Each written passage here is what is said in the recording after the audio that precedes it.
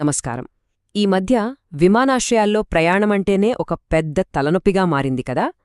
వేల మంది ప్రయాణికులు ఎయిర్పోర్టుల్లో చిక్కుకుపోయారు. ప్లాన్స్ అన్నీ తలకిందులయ్యాయి.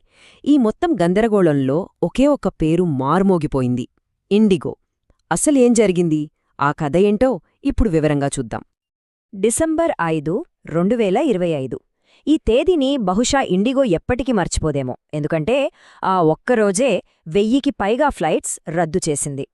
ఆలోచించండి, ఒక్కరోజులో 1000కి పైగా. ఇది ఆ ఎయిర్లైన్ చరిత్రలోనే అతి పెద్ద అంతరాయాల్లో ఒకటి. ఇక ఈ నంబర్ వెనుకున్న గందరగోళమైతే మాటలో చెప్పలేం. అంటే ఈ సమస్య ఏదో ఒక్క సిటీలో జరిగి ఆగిపోలేదు.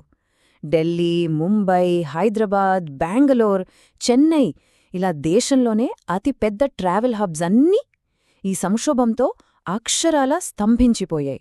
ఇది ఒక దేశవ్యాప్త సమస్యగా మారిపోయింది. సరిగ్గా అదే సమయంలో దేశంలో ఒక హైప్రొఫైల్ దౌత్యపరమైన పర్యటన జరుగుతోంది. దీంతో జనంలో, సోషల్ మీడియాలో ఒకటే డిస్కషన్ మొదలైంది.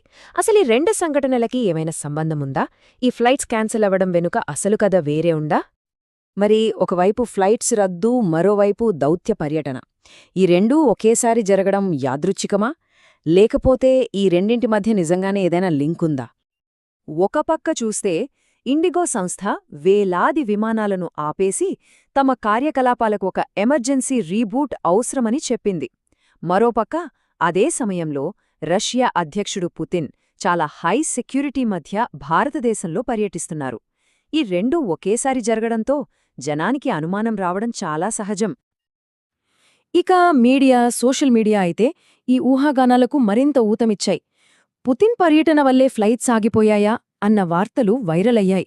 ఆ టైమింగ్ అలా కుదిరేసరికి చాలామంది ఇది నిజమేనేమో అని నమ్మేలా ఒక బలమైన కథనం ప్రచారంలోకొచ్చేసింది. కాని అసలు వాస్తవం వేరే ఉంది. మరి ఆ ప్రచారంలో నిజమెంత? ఒకవేళ ఆ దౌత్య పర్యటన కారణం కాకపోతే ఇంత పెద్ద అంతరాయానికి అసలు కారణమేంటి? సాక్ష్యాలేం చెప్తున్నాయో ఇప్పుడు చూద్దాం. కాబట్టి ఆ హై లెవెల్ విజిట్ దీనికి కారణం కాకపోతే ఇంత పెద్ద ఎయిర్లైన్ని పూర్తిగా నిలిపివేసిన ఆ అసలు కారణమేమిటి? ఆ సమాధానం ఎయిర్లైన్ బయట కాదు, లోపలే ఉంది. ఈ సమస్యకు అసలు మూలమంతా ఈ ఒక్క పదంలోనే ఉంది: FDTL, అంటే ఫ్లైట్ డ్యూటీ టైమ్ లిమిట్స్. సింపుల్గా చెప్పాలంటే పైలట్లు ఎంతసేపు పనిచేయాలి, ఎంతసేపు విశ్రాంతి తీసుకోవాలి అని చెప్పే రూల్స్ అన్నమాట. ఇది ఎందుకంత ముఖ్యమంటే బాగా అలసిపోయిన పైలట్ విమానం నడిపిస్తే ప్రమాదం జరగచ్చు. సో ప్రయాణికుల భద్రతకు ఈ నియమాలు చాలా కీలకం.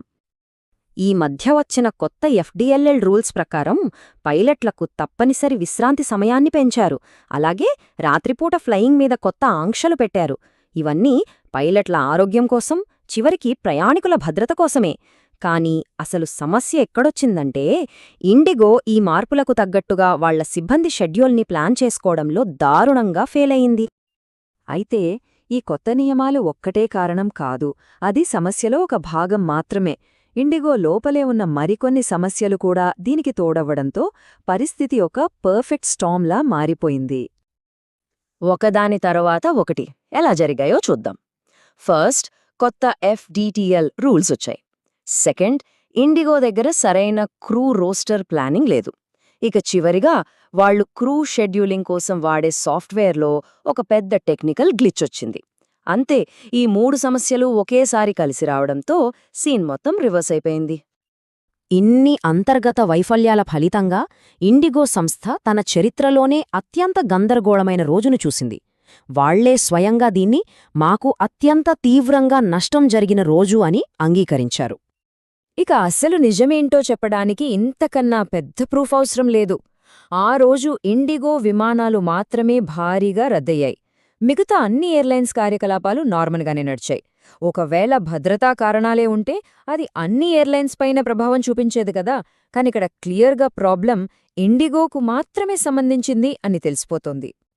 కాబట్టి మన దగ్గరున్న ఈ సాక్ష్యాలన్నీ మనల్ని ఒకే ఒక స్పష్టమైన ముగింపు వైపు తీసుకెళ్తున్నాయి. ఈ మొత్తం కథని ఒక్క వాక్యంలో చెప్పాలంటే యాదృచ్ఛికం, కారణం కాదు. ఇండిగో ఫ్లైట్స్ రద్దు అవ్వడం, పుతిన్ పర్యటన, ఈ రెండూ ఒకే సమయంలో జరిగాయి అంతే. కాని ఒకదానికి ఇంకొకటి కారణం కాదు. సో మనం గుర్తుపెట్టుకోవాల్సిన కీలకమైన విషయం ఇదే. ఈ సంక్షోభం పూర్తిగా ఇండిగో యొక్క అంతర్గత ప్లానింగ్ వైఫల్యాలు, కొత్త నియమాలకు అలవాటు పడలేకపోవడం, ఇంకా టెక్నికల్ లోపాల వల్ల వచ్చింది, అంతేగాని ఏ బాహ్య భద్రతా కారణాల వల్ల కాదు. ఈ ఇండిగో సంక్షోభం మనందరి ముందు ఒక ముఖ్యమైన ప్రశ్నను ఉంచుతుంది. 2 సంఘటనలు ఒకేసారి జరిగినప్పుడు వాటి మధ్య ఏదో ఒక సంబంధం వెతకడం మనకు అలవాటు. కాని సులభంగా దొరికే సమాధానం ఎప్పుడూ సరైనది కాకపోవచ్చు.